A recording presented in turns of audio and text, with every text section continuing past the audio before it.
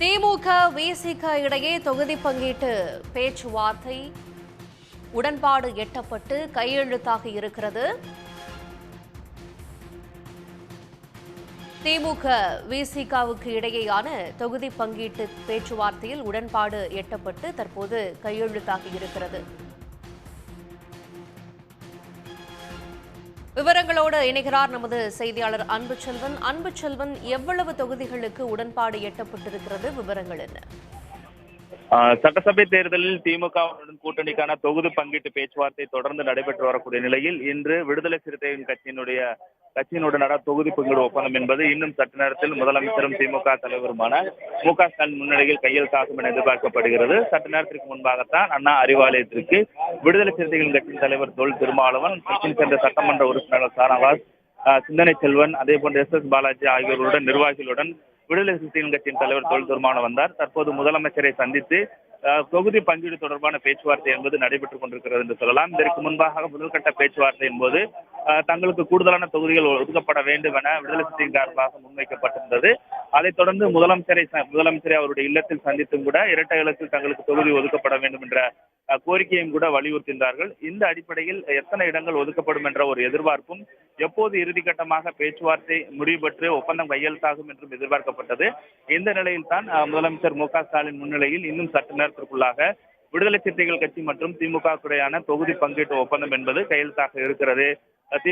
விடுதலை சிறுத்தைகள் கட்சியை பொறுத்தவரை 8 இடங்களுக்கு மேலாக கேட்கப்பட்ட நிலையில், குறிப்பாக திமுகவை பொறுத்தவரை கடந்த முறை ஒதுக்கப்பட்ட 6 இடங்களிலிருந்து ஒரு இடம் கூடுதலாக ஒதுக்குவதற்கான வாய்ப்பு இருப்பதாகவே சொல்லப்பட்டது. ஆகவே 7 இடங்கள் தான் திமுகவுடைய நிலைப்பாடாக இருந்த நிலையில் 8 இடங்கள் ஒதுக்கப்படுவதற்கான வாய்ப்புகள் இறுதி முடிவை முதலமைச்சர் தான் எடுக்க வேண்டும் என்று அறிவுறுத்தப்பட்டது. அந்த அடிப்படையில் பார்க்கும்போது திமுகவினுடைய தொகுதி பங்கீட்டு குழு பேச்சுவார்த்தை என்பது கூட வலியுறுத்தப்பட்டது. இந்த நிலையில் தான் முதலமைச்சர் மு.க.ஸ்டாலின் அண்ணா அறிவாலயம் வருவதற்கு முன்பாகவே 1 மணி நேரம் தொகுதி பங்கீட்டு குழுவுடன் ஆலோசனையை மேற்கொண்டார். ஏனென்றால் திமுகவினுடைய நேர்காணல் தற்போது நடைபெற்று முடிந்திருக்கிறது.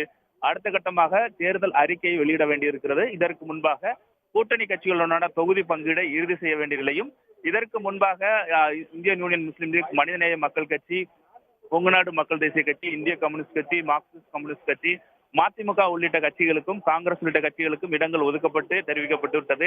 அதிகாரப்பூர்வமாக ஒப்பந்தமும் கையெழுத்தாகிவிட்டது. இந்த நிலையில் தான் விடுதலை சிறுத்தைகள் கட்சி, மக்கள் நீதி மையம், அதே போன்ற முதல் கட்டமான பேச்சுவார்த்தையான தேமுதிகவுடனும் பேச்சுவார்த்தை தொடங்க வேண்டியிருக்கிறது. அதைத் தொடர்ந்து ஒரு இடங்கள் ஒதுக்கக்கூடிய கட்சிகளுக்கான பேச்சுவார்த்தையும் அடுத்த கட்டமாக நடைபெற வேண்டிய நிலையில் தான் இதை இறுதி செய்யக்கூடிய வகையில் முதலமைச்சர் மு.க.ஸ்டாலின் ஆலோசனை மேற்கொண்டார். அந்த அடிப்படையில் விடுதலை சிறுத்தைகள் கட்சி தலைவர் தொல் திருமாவளவன் திமுகவினுடைய தொகுதி பங்கீடு கூட்டணி ஒப்பந்தத்தில் கையெழுத்திடுவதற்காக வந்திருக்கிறார். இன்னும் சற்று நேரத்திற்குள்ளாக ஒப்பந்தம் முதலமைச்சர் மு.க.ஸ்டாலின் முன்னிலையிலே கையெழுத்தாகும் என்று எதிர்பார்க்கப்படுகிறது. ஆகவே இதைத் தொடர்ந்து தேமுதிகவிற்கான தொகுதி பங்கீட்டு பேச்சுவார்த்தை இன்றோ நாளையோ தொடங்குவதற்கான வாய்ப்பு இருக்கிறது. மக்கள் நீதி மையத்திற்கான பேச்சுவார்த்தை நடைபெற்று அவர்களுக்கு இடம் ஒதுக்குவதற்கான வாய்ப்பு இருக்கிறது. அவர்களை பொறுத்தவரை திமுக உதயசூரியன் சின்னத்தில் தான் போட்டியிட வேண்டும் என வலியுறுத்தி வரக்கூடிய நிலையில் தான் அவர்களுடைய தரப்பிலிருந்து தொடர்ந்து பேச்சுவார்த்தை என்பது அவர்கள் நிர்வாகிகளுடன் நடைபெற்றுக் கொண்டிருக்கக்கூடிய நிலையில் இன்னும் 2 தினங்களுக்குள்ளாக இவை அனைத்தையும் இறுதி செய்யத்தான் திமுக திட்டமிட்டிருக்கிறது. அந்த அடிப்படையில் விடுதலை சிறுத்தைகள் கட்சிக்கு திமுக கூட்டணியில் தொகுதி பங்கீடு தொடர்பான ஒப்பந்தம் முதலமைச்சர் மு.க.ஸ்டாலின் முன்னிலையில் கையெழுத்தாகி எத்தனை இடங்கள் என்பது அதிகாரப்பூர்வமாக இன்னும் சற்று நேரத்தில் அறிவிப்பு வெளியாகும் என்றும் எதிர்பார்க்கப்படுகிறது. இப்போ விடுதலை சிறுத்தை கட்சிகளும் 2 இலக்கங்கள்ல தொகுதிகள் கிடைக்க பெறணும் அப்படிங்கிற ஒரு விஷயத்தை முன்னிறுத்தி இருந்தாங்க. ஆனா இந்த தேர்தலில் திமுக சென்ற முறை போட்டியிட்டதை விட அவங்களே போட்டியிடக்கூடிய தொகுதிகளை குறைத்து போட்டியிடுறாங்க அப்படிங்கிற காரணத்தினால நாங்களும் குறைத்து கொள்ள வேண்டிய ஒரு சமரசத்திற்கு வந்திருக்கிறோம் அப்படின்னு எல்லாம் திருமாவளவன் சொல்லியிருந்தாரு. ஸோ நீங்கள் சொல்றது போல 7லிருந்து 8 தொகுதிகள் கிடைப்பதற்கான வாய்ப்புகள் இருக்குமா? என்ன மாதிரியான சூழல் இந்த தொகுதி பங்கீடு குறித்தான விஷயங்கள்ல கூட்டணி கட்சிகளோடு விவாதிக்கப்படுகிறது? மிக முக்கியமாக 2021ஆம் ஆண்டு சட்டசபை தேர்தலில் இருந்தே இடதுசாரிகள் மற்றும் விடுதலை சிறுத்தைகள் கட்சி தொடர்ந்து திமுகவினுடைய கூட்டணியில் பயணித்துக் கொண்டிருக்கிறார்கள். அந்த அடிப்படையில் பார்க்கும் பொழுதுதான் தொடர்ந்து தங்களுக்கு கூடுதல் இடங்கள் ஒதுக்கப்பட வேண்டும் என்று வலியுறுத்தப்பட்டுக் கொண்டிருந்தது. தற்போது முதலமைச்சர் மு.க.ஸ்டாலின் நிலையில் விடுதலை சிறுத்தைகள் கட்சி மற்றும் திமுக தொகுதி பங்கீடுக்கான ஒப்பந்தம் முதலமைச்சர் மு.க.ஸ்டாலின் முன்னிலையில் கையெழுத்தாகி இருக்கிறது. இன்னும் சற்று நேரத்திற்குள்ளாக அதிகாரப்பூர்வமாக எத்தனை இடங்கள் என்பது வெளியிட இருக்கிறது. அதற்கு முன்பாக முதலமைச்சர் மு.க.ஸ்டாலின் முன்னிலையில் திமுக விடுதலை சிறுத்தைகள் கட்சியினிடையே தொகுதி உடன்பாடு ஒப்பந்தம் என்பது கையெழுத்தாயிருக்கிறது. தொல் திருமாவளவன் மற்றும் கட்சியின் நிர்வாகிகள், அதே போன்று திமுகவினுடைய தொகுதி பங்கீட்டு பேச்சுவார்த்தை குழுவினரும் பங்கேற்று முதலமைச்சர் மு.க.ஸ்டாலின் முன்னிலையில் திமுக விடுதலை சிறுத்தைகள் கட்சி இடையே தொகுதி பங்கீட்டு ஒப்பந்தம் கையெழுத்தாகியிருக்கிறது. இன்னும் எத்தனை இடங்கள் என்பது அதிகாரப்பூர்வமாக சற்று நேரத்தில் தெரிவிக்க இருக்கிறார்கள். இந்த நிலையில் தான் முதலமைச்சரை சந்தித்ததற்கு பின்பாக செய்தியாளர்களை சந்திக்கும் பொழுது அந்த ஒப்பந்தத்தை காட்டி எத்தனை இடங்கள் என்பது உறுதி செய்யப்பட இருக்கும். இந்த சந்திப்பின் பொழுது முதலமைச்சர் மு.க.ஸ்டாலின், திமுகவினுடைய பொதுச் செயலாளர், அதே போன்று பொருளாளர் மற்றும் தொகுதி பங்கீட்டு குழு பேச்சுவார்த்தை குழுவினரும் பங்கேற்றிருக்கிறார்கள்.